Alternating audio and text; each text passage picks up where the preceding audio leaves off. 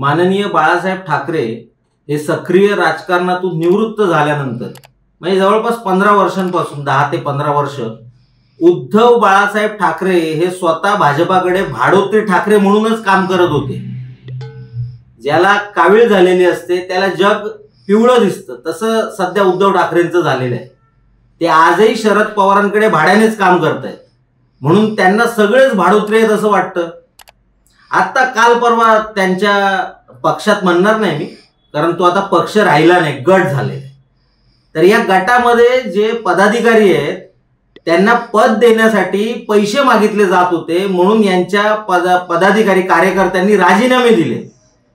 तर हे कार्यकर्त्यांच्या भाड्याच्या पैशावर जगणारे, पक्ष चालवणारे, गट चालवणारे, यांना दुनिया भाडोत्री वाटते। त्याला काय करायचं आता?